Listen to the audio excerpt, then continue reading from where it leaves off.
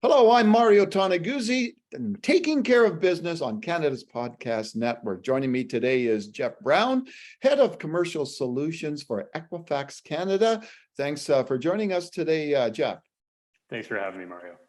Well, Equifax recently released a really interesting survey looking at small business owners and their thoughts about these challenging times that everyone's in these days.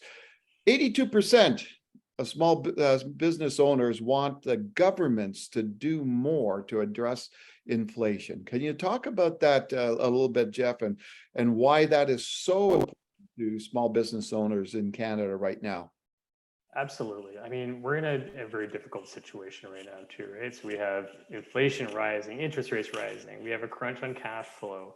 And I mean, this is coming off the heels of the pandemic as well, where, the government did do quite a bit. I mean, extending over $49 billion to over 900,000 businesses across Canada. But right on the heels of that, going into, the small R recession here, or kind of what it looks like might become a recession here, there's mounting challenges. So we're really seeing a contraction of consumer spend here over the past few months. And as we get into the holiday season, there's a lot of signs we're seeing in the data that comes from Equifax to say that, the spending is going to be reduced. The challenges are there. So anything that can be done, it's not surprising that small businesses are asking for any form of relief moving forward here. So right now, obviously, the one thing small businesses can do, to meet these challenges and inflationary challenges is raise prices, right? 87% of small business owners are raising prices. Yeah, and it's interesting. It's something that you're receiving more costs, so you have to increase your prices. Unfortunately, part of that survey as well, 78% of businesses came back and said they're impacting their sales as well. So increasing the prices means you have less people coming through the door. So it's really unfortunate. So it is impacting. They are trying to do what they can, but at the same time, they're just not seeing the same type of volume that they had kind of pre-pandemic or even immediately post-pandemic. So we are going into a bit of a slow period or challenging period here for small businesses. A couple of the other challenges, if you could speak on, is first of all, staffing. I know there's issues across Canada these days with quote unquote labor shortages. How is that impacting small business owners today?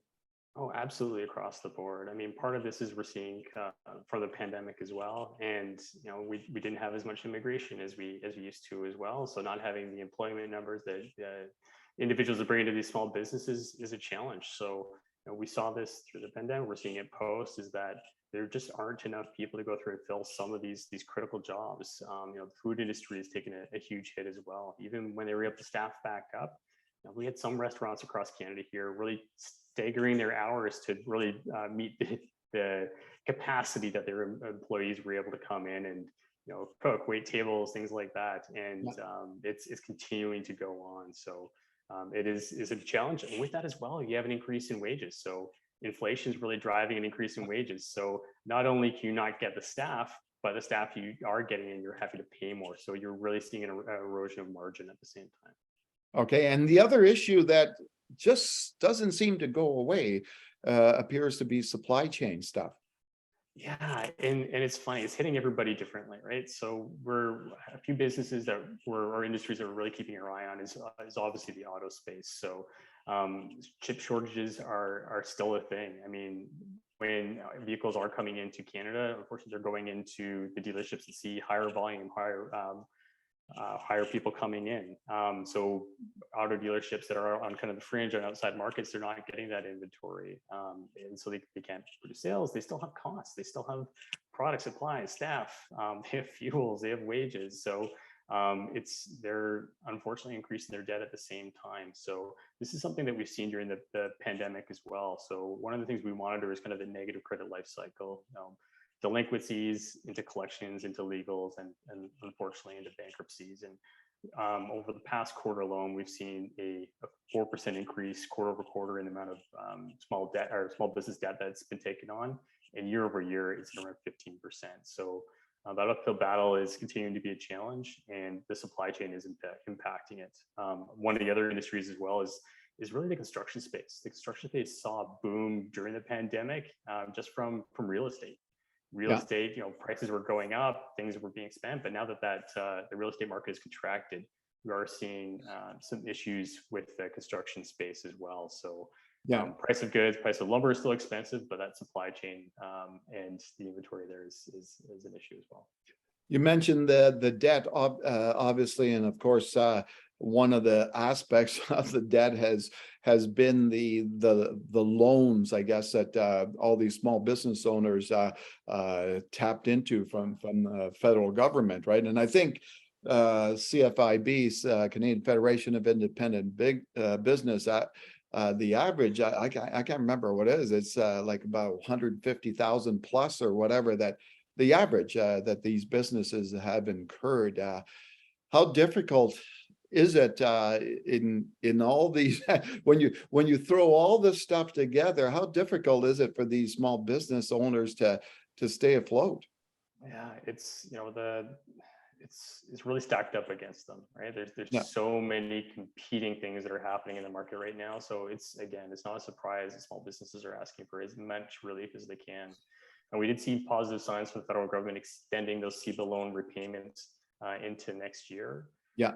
And they've made it very clear that it's not a bailout; it's just to kind of keep businesses afloat. So I don't see that changing in the near future. But yeah, that mounting debt, again, that debt's now going to increase with these interest rates and inflation as well. So it's an uphill battle, and unfortunately, that uphill battle is going to be a long time to be able to turn around as well. So it's not only going to affect small businesses, but their suppliers. So some interesting things that we're seeing as well is one of the things that we look for downstream impacts in the market is the number of new businesses that start up. And during the pandemic, during last year, we saw a huge increase in number of small businesses, which gave us tons of optimism that there was opportunities in the market. Unfortunately, when we compare Q2 of this year to Q2 of last year, we've seen a 50% reduction. So it's a telltale sign that all these suppliers that are trying to get this inventory in, there's not going to be as many small businesses to sell them into. So it's a huge uphill battle. Is there anything else, Jeff, that struck you from the data that came out from this recent survey? Yeah. So the other thing that really came out as well is, obviously there's small businesses need to be aware of, the debt burden, and if they're trying to grow, if they're trying to really keep themselves sustained, is where their credit stands as well. As part of the survey, we found out that 57% of businesses know that their business has a credit report, just like you and I as individuals get their credit report checked or their credit score checked when you buy a car or buy a house. Every small business in Canada has one as well. So that number's a bit lower than we would have liked to be able to see it. And in addition to that, only 32% actually know how to obtain their credit score. So with that as well, if you're going through and trying to understand where you're standing as, trying to understand where you can repay back, how long that $150,000 average debt is going to take you to pay off, you really need to understand where you stand, so that if you're taking in any more obligations, any more credit or credit risk, that you understand kind of what that means long-term for you as well. So we definitely recommend that people go through and take a look and see where you stand right now, so that you can really make sure that you have a plan to get out of this. So while all small businesses try to be optimistic and hopeful, being able to get a current status quo of where you're at, it really helped build a financial plan as we go through this challenging period ahead. All right, super. Thanks very much, Jeff, for joining us today. Thank you, Mario.